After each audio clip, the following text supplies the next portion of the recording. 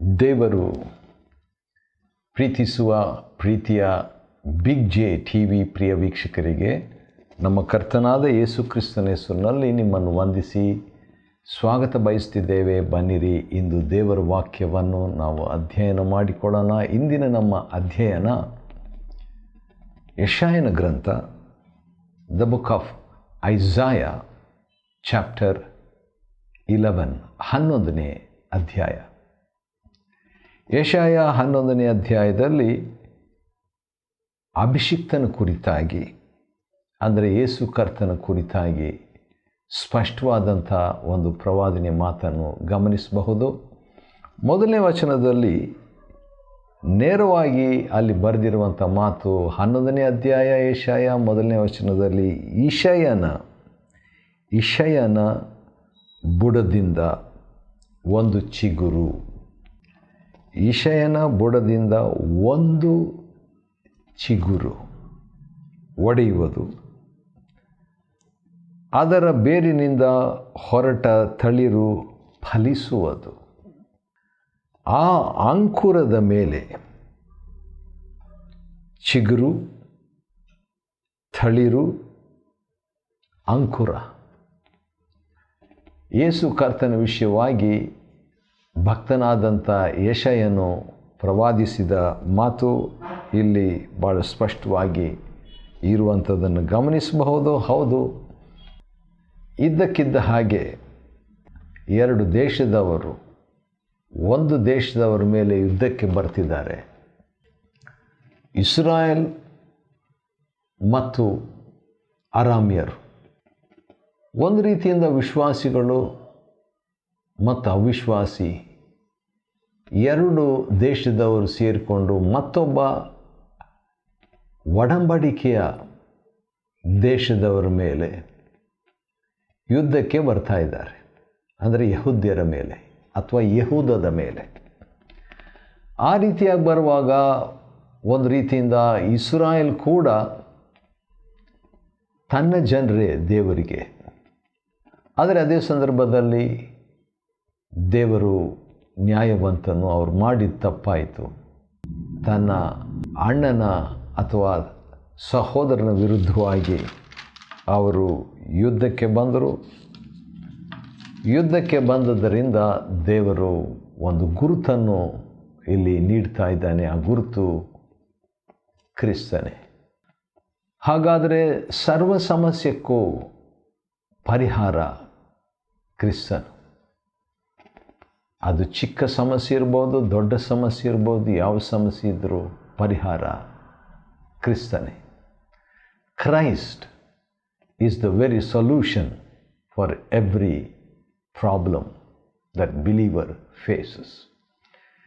ವಿಶ್ವಾಸಿ ಜೀವನದಲ್ಲಿ ಬರುವಂಥ ಹೋರಾಟ, ಸಮಸ್ಯೆ, ಹೋರಾಟ ಅಂತ ಹೇಳಿದಾಗ ನನಗೊಂದು ವಾಕ್ಯ ನೆನಪಿಗೆ ಬರುತ್ತಿದೆ. ಅದನ್ನು ಓದ್ಬಿಟ್ಟು ಮತ್ತೆ ಯೆಶಾಯ 11ಕ್ಕೆ ಬರೋಣ. ಹೋರಾಟ ಅಂತ ಹೇಳಿದ ತಕ್ಷಣ ಅದು ಎಫೆಸ 6ನೇ ಅಧ್ಯಾಯದಲ್ಲಿ ಇರುವಂಥ ಮಾತು. ಅದೇನೆಂದರೆ, ನಾವು ಹೋರಾಡುವುದು ಮನುಷ್ಯ, 12ನೇ ವಚನ ಎಫೆಸ 6:12, ನಾವು ಹೋರಾಡುವುದು ಮನುಷ್ಯ ಮಾತ್ರದವರ ಸಂಗಡವಲ್ಲ, ರಾಜತ್ವಗಳ ಮೇಲೆಯೂ ಅಧಿಕಾರಗಳ ಮೇಲೆಯೂ ಈ ಅಂಧಕಾರದ ಲೋಕಾಧಿಪತಿಗಳ ಮೇಲೆಯೂ ಆಕಾಶಮಂಡಲದಲ್ಲಿರುವ ದುರಾತ್ಮಗಳ ಸೇನೆಯ ಮೇಲೆಯೂ ನಾವು ಹೋರಾಡುವವರಾಗಿದ್ದೇವೆ. ಒಂದು ಸಂಕ್ಷಿಪ್ತವಾಗಿ ಹೇಳಬೇಕಾದರೆ, ನಮ್ಮ ವೈರಿ ಆತ್ಮಿಕ ವೈರಿ ಅಥವಾ ಆತ್ಮವೈರಿ ಅಥವಾ ಅದೃಶ್ಯ ವೈರಿ. ಹಾಗಾದರೆ ಆ ವೈರಿಯನ್ನು ನಾವು ಜಯಿಸಬೇಕಾದರೆ ಕ್ರಿಸ್ತನು. ಸರಿ, ಆ ಕ್ರಿಸ್ತನು ಎಂಥ ಕ್ರಿಸ್ತನು, ಎಂಥ ಅಭಿಷೇಕ್ತನು ಎಂಬುದಾಗಿ ಕೂಡ ತಿಳ್ಕೊಳ್ಬೇಕು. ಯೆಶಾಯನ ಅದನ್ನು ಆಹಾಜನಿಗೆ ಸ್ಪಷ್ಟಪಡಿಸ್ತಾನೆ ಮತ್ತು ನಾವು ಅದನ್ನು ಮುಂದುವರಿಬೇಕು, ನೋಡಬೇಕು ಏನೆಂಬುದಾಗಿ. 11ನೇ ಅಧ್ಯಾಯ ಯೆಶಾಯನಲ್ಲಿ ಇರುವಾಗ ಆ ಚಿಗುರು, ಆ ಅಂಕುರ, ಆ ತಳಿರು, ಆತನಿಗೆ ಸಪ್ತಾತ್ಮಗಳು ಇವೆ ಅಂತೆ. ಸಪ್ತಾತ್ಮಗಳು. ಮೊದಲನೇದು ಜ್ಞಾನದ ಆತ್ಮ, ಎರಡನೇದು ವಿವೇಕದ ಆತ್ಮ. 2ನೇ ವಚನ 11:2 ಯೆಶಾಯ, ಐಸಾಯ 11:2. ಜ್ಞಾನಾತ್ಮ, ವಿವೇಕಾತ್ಮ. 3ನೇದು ಆಲೋಚನಾತ್ಮ, ಪರಾಕ್ರಮಗಳ ಆತ್ಮ, ಅಂದರೆ ಪರಾಕ್ರಮಗಳನ್ನು ಹುಟ್ಟಿಸುವ ಆತ್ಮ, ತಿಳುವಳಿಕೆಯ ಆತ್ಮ ಮತ್ತು ಯೆಹೋವನ ಭಯವನ್ನು ಉಂಟು ಮಾಡುವ ಆತ್ಮ.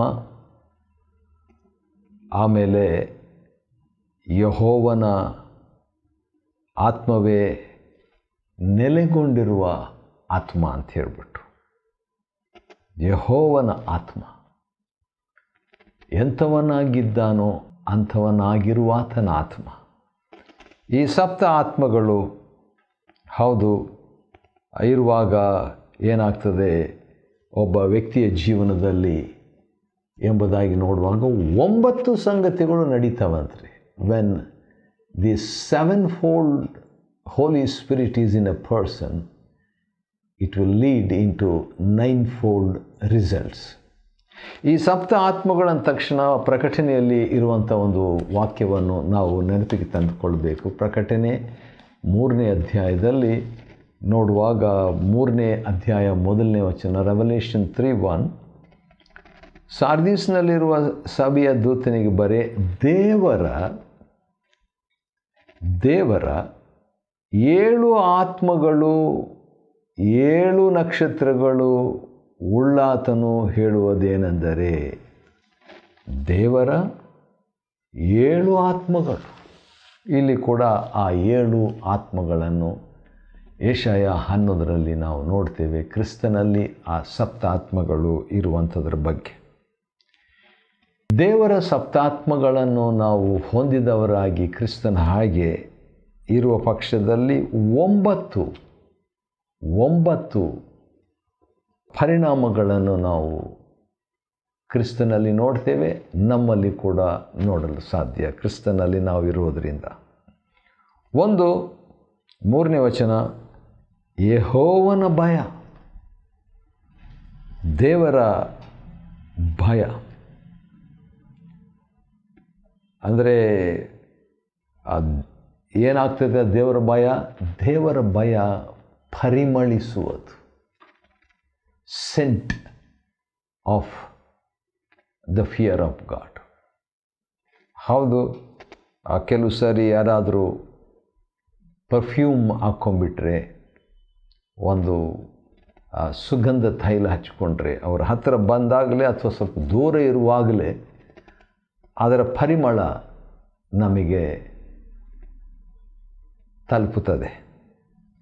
ಹಾಗೆ ದೇವರ ಭಯದ ಪರಿಮಳ, ವಾವ್, ದೇವರ ಭಯದ ಪರಿಮಳ. ಏನೋ ಒಂದು ಸಮಸ್ಯೆಯಲ್ಲಿ ದೇವರ ಭಯದ ಒಂದು ಪರಿಮಳ ನಮಗೆ ಬರೋದಾದರೆ ಎಷ್ಟು ಚೆನ್ನಾಗಿರ್ತದೆ. 2ನೇದು, ಸಪ್ತಾತ್ಮಗಳನ್ನು ಹೊಂದಿದ ವ್ಯಕ್ತಿ ಕಣ್ಣಿಗೆ ಕಂಡಂತೆ ತೀರ್ಪು ಮಾಡೋದಿಲ್ಲ. 3ನೇದು, ಕಿವಿಗೆ ಬಿದ್ದಂತೆ ನಿರ್ಣಯಿಸುವುದಿಲ್ಲ. ಯಾರೋ ಬಂದು ಯಾರ ಬಗ್ಗೆನೂ ಹೇಳಿದರು ನಿರ್ಣಯಿಸುವುದಿಲ್ಲ. 4ನೇದಾಗಿ, ಬಡವರಿಗೋಸ್ಕರ ತೀರ್ಪು ಮಾಡುವುದು ನ್ಯಾಯವಾಗಿ. ಬಡವರ ವಿಷಯಕ್ಕೆ ಬಂದಾಗ ನ್ಯಾಯವಾದಂಥ ನ್ಯಾಯ ಕೆಡಬಾರ್ದಂತ ನೋಡುವಂಥದ್ದು ಸಪ್ತಾತ್ಮ ಹೊಂದಿದ ವ್ಯಕ್ತಿಯ ಗುರುತು. 5ನೇದಾಗಿ, ಲೋಕದ ದೀನರಿಗೋಸ್ಕರ ಧರ್ಮವಾಗಿ ನಿರ್ಣಯಿಸುವುದು. ಬಡವರಿಗಾಗಿ, ಇಲ್ಲಿ ದೀನರಿಗಾಗಿ. ಒಟ್ಟು ಅಗತ್ಯತೆಯಲ್ಲಿದ್ದಂಥವರಿಗೆ ನ್ಯಾಯವನ್ನು ಸ್ಥಾಪಿಸಿ ಮಾತನಾಡುವಂಥದ್ದು, ಸಹಾಯ ಮಾಡುವಂಥದ್ದು. ಲೋಕವನ್ನು ಹೌದು ತನ್ನ ಬಾಯ ದಂಡದಿಂದ ದಂಡಿಸುವುದು. ಬಹಳ ವಿಚಿತ್ರವಾದಂಥ ಒಂದು ಜವಾಬ್ದಾರಿಕೆ ನಮ್ಮ ಕರ್ತನಾದ ಯೇಸು ಕ್ರಿಸ್ತನಿಗೆ. ಹೌದು, ಅದೇ ಒಂದು ಕಾರ್ಯವನ್ನು ದೇವರು ಮುಂದಿನ ದಿವಸಗಳಲ್ಲಿ ನಮಗೋಸ್ಕರ ಮಾಡುವವನಾಗಿದ್ದಾನೆ. ಅದನ್ನು ಪೌಲನು ಕೊರಿಂಥದವರಿಗೆ ಬರೆದಾಗ ಬೇರೆ ರೀತಿಯಿಂದ, ವ್ಯತ್ಯಾಸವಾದ ರೀತಿಯಿಂದ ಹೇಳುವಂಥದ್ದನ್ನು ನೀವು ಗಮನಿಸ್ಬೋದು. ಬನ್ನಿ ನೋಡೋಣ. ವ್ಯಾಜ್ಯದ ಬಗ್ಗೆ ಮಾತನಾಡುವಾಗ 6ನೇ ಅಧ್ಯಾಯ, 1ನೇ ಕೊರಿಂಥ 6ನೇ ಅಧ್ಯಾಯಕ್ಕೆ ಮಾತನಾಡುವಾಗ ಹಾಗೆ ಮಾತಾಡ್ತಾ ಯಾಕೆ ನೀವು ತೀರ್ಪು ಮಾಡುವಂಥ ಒಂದು ವಿಷಯಕ್ಕೆ ಬಂದಾಗ 2ನೇ ವಚನದಲ್ಲಿ, 1ನೇ ಕೊರಿಂಥ 6:2, ದೇವಜನರು ಲೋಕಕ್ಕೆ ತೀರ್ಪು ಮಾಡುವರೆಂಬುದು ನಿಮಗೆ ತಿಳಿಯದು. ಹಾಗಾದರೆ ತೀರ್ಪು ಮಾಡುವಂಥದ್ದು ನ್ಯಾಯಾಧೀಶರಿಗೆ, ಜಡ್ಜಿಗಳಿಗೆ ಮಾತ್ರ ಈ ಲೋಕದಲ್ಲಿ ಸೀಮಿತವಾಗಿದೆ. ಆದರೆ ಮುಂದಿನ ಲೋಕದಲ್ಲಿ ಅಥವಾ ಮುಂದಿನ ದಿವಸಗಳಲ್ಲಿ ದೇವಜನರಿಗೆ ಮಾತ್ರ ಅಂಥ ಒಂದು ಜವಾಬ್ದಾರಿಕೆಯನ್ನು ದೇವರು ಕೊಡುವಾತನಾಗಿದ್ದಾನೆ. ಸರಿ, ಅದನ್ನು ಯೆಶಾಯನು 11ನೇ ಅಧ್ಯಾಯದಲ್ಲಿ ಕ್ರಿಸ್ತನ ಬಗ್ಗೆ ತಿಳಿಸಿರಲಾಗಿ ಅದು ನಮಗೂ ಅನ್ವಯ. 7ನೇದಾಗಿ ದುಷ್ಟರನ್ನು ತೀರ್ಪು ಮಾಡುವಂಥದ್ದು, ಅದು ಕೂಡ ಯೇಸು ಕರ್ತನ ಒಂದು ಕೆಲಸ. ಧರ್ಮವೇ ಅವನಿಗೆ ನಡುಕಟ್ಟು. ಹೌದು, ನೀತಿ ಅದನ್ನು ಧರಿಸಿಕೊಳ್ಳುವಂಥದ್ದು. ಪ್ರಾಮಾಣಿಕತೆಯೇ ಸೊಂಟಪಟ್ಟಿ. ಪ್ರಾಮಾಣಿಕತೆ ಕೂಡ ಅದನ್ನು ಪಾಲಿಸುವಂಥ ಒಂದು ಸ್ವಭಾವ ಆತ್ಮಭರಿತ ವ್ಯಕ್ತಿಗೆ ಉಂಟಾಗ್ತದೆ. ಆತ್ಮಭರಿತ ವ್ಯಕ್ತಿ ಆಗದೆ ಇವುಗಳನ್ನೆಲ್ಲ ಬಯಸುವಾಗ ಅನೇಕ ಸಾರಿ ಸೋಲು ಅದರ ಪರಿಣಾಮ. ಇದ್ದಕ್ಕಿದ್ದಂತೆ ವಿಷಯ ಬದಲಾಗ್ತಾ ಇದೆ. 6ನೇ ವಚನದಿಂದ ಅಲ್ಲಿ ಏನಂತಿದೆ? ತೋಳವು ಕುರಿಯ ಸಂಗಡ ವಾಸಿಸುವುದು, ಚಿರತೆ ಮೇಕೆ ಮರಿಯೊಂದಿಗೆ ಮಲಗುವುದು, ಕರುವು ಪ್ರಾಯದ ಸಿಂಹವು ಪುಷ್ಟ ಪಶು ಒಟ್ಟಿಗಿರುವುದು, ಚಿಕ್ಕ ಮಗು ನಡೆಸುವುದು. ಈ ರೀತಿಯಾಗಿ ಒಂದು ವಿಚಿತ್ರವಾದಂಥ ಒಂದು ಪಿಕ್ಚರ್, ತದ್ವಿರುದ್ಧವಾಗಿರುವಂಥ ಪ್ರಾಣಿಗಳು ಒಂದಾಗಿರುವಂಥ ಆ ಒಂದು ಚಿತ್ರವನ್ನು ಯೆಶಾಯನು ಕೊಡ್ತಾನೆ. ಇದೇನು ಒಂದಕ್ಕೊಂದು ಸಮುದ್ರ ಅದೇನು ಸಮಾನವಾಗಿ ಇಲ್ಲದಂತೆ ನಮಗೆ ಕಾಣ್ಬೋದು. ಸರಿ, ಸಮುದ್ರದಲ್ಲಿಯೂ ಒಟ್ಟು ಸಮುದ್ರದಲ್ಲಿ ನೀರು ಹೇಗೋ ಹಾಗೆಯೇ ಭೂಮಿಯಲ್ಲಿ ಯೆಹೋವನ ಜ್ಞಾನವು ತುಂಬಿಕೊಂಡಿರುವುದು. ಇದು ನಾವು ಕಾಣಬೇಕು. ಪ್ರವಾದಿ ಯೆಶಾಯನಿಗಾಗಲೇ ಕಂಡಿದ್ದಾನೆ, ನಾವು ಅದನ್ನು ಕಾಣಬೇಕು. ಕೆಲವು ಸರಿ ಕಾಣದಿದ್ದರೆ ಎಲ್ಲ ಕಡೆ ನೋಡ್ರಿ, ಲೋಕ ಎಷ್ಟು ಕೆಟ್ಟು ಹೋಗ್ಬಿಟ್ಟಿದೆ. ಎಲ್ಲ ಕಡೆಯಲ್ಲಿ ಒಂದು ಕಡೆ ಆದರೂ ಚೆನ್ನಾಗಿದೆ, ಎಲ್ಲ ಕಡೆ ನಾಶ, ಕೆಟ್ಟದು, ದ್ವೇಷ, ಅಕ್ರಮ, ಅಪರಾಧ ಹೀಗೆಲ್ಲ ಮಾತಾಡ್ತೀವಿ. ಆದರೆ ಪ್ರವಾದಿಯ ಕಣ್ಣಲ್ಲಿ, ಪ್ರವಾದನೀಯ ಆತ್ಮದಲ್ಲಿ ನೋಡುವಾಗ ಭೂಮಿಯು ಯೆಹೋವನ ಜ್ಞಾನದಿಂದ ತುಂಬಿಕೊಂಡಿದೆ. ಒಂದಿನ ಬರ್ತದೆ, ಆವಾಗ ಪೂರ್ಣವಾಗಿ ತುಂಬಿಕೊಂಡಿರ್ತದೆ. ಸಮುದ್ರದ ನೀರು ಹೇಗೆ ಭೂಮಿಯಲ್ಲಿ ಹಾಗೆ. ಆ ರೀತಿಯಾಗಿ ಹೇಳಿದ ಮೇಲೆ ನಮ್ಮ ಕರ್ತನಾದ ಯೇಸು ಕ್ರಿಸ್ತನ ಬಗ್ಗೆ ಯೆಶಾಯನು ಹೇಳುವ ಮಾತನ್ನು ಕೇಳಿಸ್ಕೊಡ್ರಿ. 11ನೇ ಅಧ್ಯಾಯ ಯೆಶಾಯ 10ನೇ ವಚನದಲ್ಲಿ, ಆ ದಿನದಲ್ಲಿ ಜನಾಂಗಗಳು ತಮಗೆ ಧ್ವಜಪ್ರಾಯನಾಗಿ ನಿಂತಿರುವ ಇಷಯನ ಅಂಕುರದವನನ್ನು ಆಶ್ರಯಿಸುವರು. ವಾವ್! ಯೇಸು ಕ್ರಿಸ್ತನನ್ನು ಜನರು ಆಶ್ರಯಿಸುವರು. ಅವನ ವಿಶ್ರಮ ಸ್ಥಾನವು ವೈಭವವುಳ್ಳದ್ದಾಗಿರುವುದು. ವಾವ್! ಹೌದು, ಉಳಿದಂಥ ವ್ಯಕ್ತಿಗಳನ್ನು ದೇವರು ಬರಮಾಡಿಕೊಳ್ತಾನೆ. ಹೌದು, ಧ್ವಜವನ್ನೆತ್ತಿ ಇಸ್ರಾಯೇಲರಲ್ಲಿ ಸೆರೆಗೆ ಒಯ್ಯಲ್ಪಟ್ಟವರನ್ನು, ಯೆಹೂದದಿಂದ ಚದರಿದವರನ್ನು ಭೂಮಿಯ ವಿವಿಧ ಕಡೆಗಳಿಂದ ದೇವರು ಕೂಡಿಸ್ತಾನೆ ರೀ. ಇಂಥ ಒಂದು ಸಾರ್ವತ್ರಿಕವಾದಂಥ ಸಮಾಧಾನವನ್ನು ಮೆಸ್ಸಿಯನು ಮಾತ್ರ ತರುವುದಕ್ಕೆ ಶಕ್ತನು. ಯಾರಿಗೂ ಕೂಡ ಸಾಧ್ಯವಿಲ್ಲ. ಒಂದು ವೇಳೆ ತೋಳ ಕುರಿಯ ಸಂಗಡ ವಾಸಿಸುವಂತೆ ನೀವು ಮಾಡಿದರೆ ಭಾಳ ಕಷ್ಟ. ಕೆಲವರು ಆ ರೀತಿಯಾಗಿ ಪ್ರಯತ್ನ ಮಾಡಿದ್ದನ್ನು ತೋರಿಸಿದ್ದನ್ನು ಕೂಡ ನಾವು ನೋಡ್ತೇವೆ.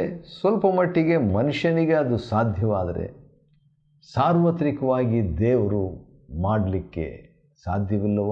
ಟ್ರೈನಿಂಗ್ ಕೊಟ್ಟು ಮನುಷ್ಯನು ಆ ರೀತಿಯಾಗಿ ಚಿಕ್ಕ ಅದು ಸಣ್ಣ ಪ್ರಾಣಿ ಮಗುವಾಗಿದ್ದಾಗಿಂದಲೇ ಮಾಡ್ಬೋದು. ಆದರೆ ದೇವರು ತನ್ನ ಶಕ್ತಿಯಿಂದ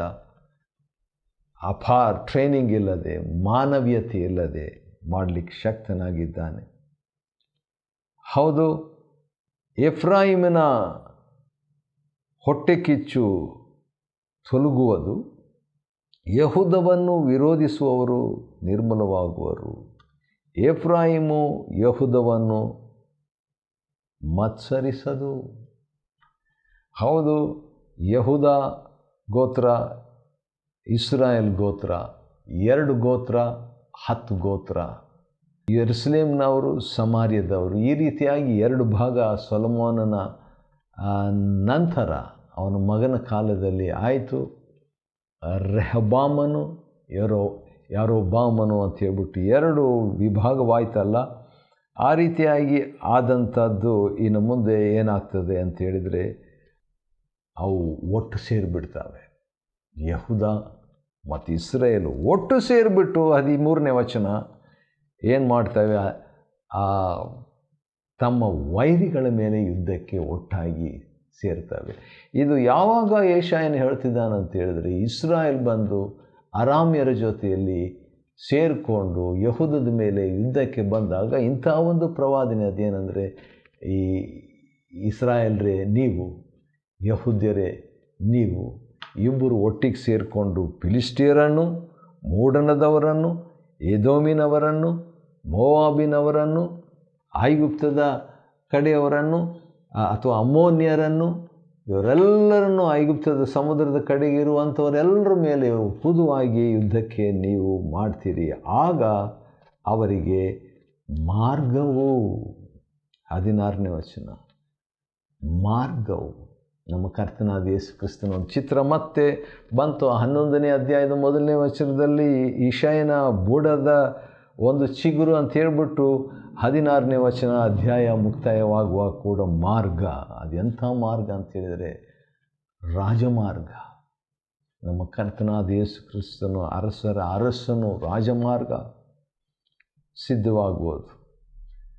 ಐಗುಪ್ತ ದೇಶದಿಂದ ಹೊರಟು ಬಂದ ಕಾಲದಲ್ಲಿ ಅವರಿಗೆ ಮಾರ್ಗವು ಹೇಗೆ ಸಿದ್ಧವಾಯಿತು, ಹಾಗೆಯೇ ಅಶ್ಶೂರ್ಯದಿಂದ ತಪ್ಪಿಸಿಕೊಂಡು ಬರುವ ಆತನ ಜನಶೇಷಕ್ಕೆ ರಾಜಮಾರ್ಗವು ಸಿದ್ಧವಾಗುವುದು. ನೋಡ್ರಿ, ದೇವರು ಯಾವ ರೀತಿಯಾಗಿ ತನ್ನ ಉದ್ದೇಶವನ್ನು ನೆರವೇರಿಸಿಕೊಳ್ತಾನೆ. ಇದು ಅದ್ಭುತ, ಇದು ಅದ್ಭುತ. ಆದರೆ ಪ್ರತಿ ಯುದ್ಧದಲ್ಲಿ ಪರಿಹಾರಕನು ಮೆಸ್ಸಿಯ, ಕ್ರಿಸ್ತನು. ಒಂದು ವಾಕ್ಯ ನನಗೆ ನೆನಪಿಗೆ ಬರ್ತಿದೆ, ಅದನ್ನು ಓದಿ ಮುಗಿಸಲಿಕ್ಕೆ ಇಷ್ಟಪಡ್ತೇನೆ. ಅದೇನಂತ ಹೇಳಿದರೆ, ಎಫೆಸದವರಿಗೆ ಬರೆದ ಪತ್ರಿಕೆ 2ನೇ ಅಧ್ಯಾಯದಲ್ಲಿ ನೋಡುವಾಗ ಕ್ರಿಸ್ತನ ಬಗ್ಗೆ ಒಂದು ಮಾತು ಭಾಳ ಚೆನ್ನಾಗಿ ಹೇಳಲಾಗಿದೆ. ಆತನು ಸಮಾಧಾನ ಪಡುವವನಾಗಿ, 15ನೇ ವಚನ, ಒಬ್ಬ ನೂತನ ಪುರುಷರನ್ನು ನಿರ್ಮಿಸಿದ್ದಾನೆ. ಕ್ರಿಸ್ತನ ಮುಖಾಂತರ ಅನ್ಯರು ಯೆಹೂದ್ಯರು ಒಂದಾದರು. ಯೆಶಾಯನ ಗ್ರಂಥ 11ನೇ ಅಧ್ಯಾಯವನ್ನು ಅಧ್ಯಯನ ಮಾಡಿಕೊಳ್ಳುವಂತೆ ದೇವರು ಕೊಟ್ಟ ಕೃಪೆಗಾಗಿ ಆತನಿಗೆ ಸ್ತೋತ್ರವಾಗಲಿ. ದೇವರು ನಿಮ್ಮನ್ನು ಆಶೀರ್ವದಿಸಲಿ.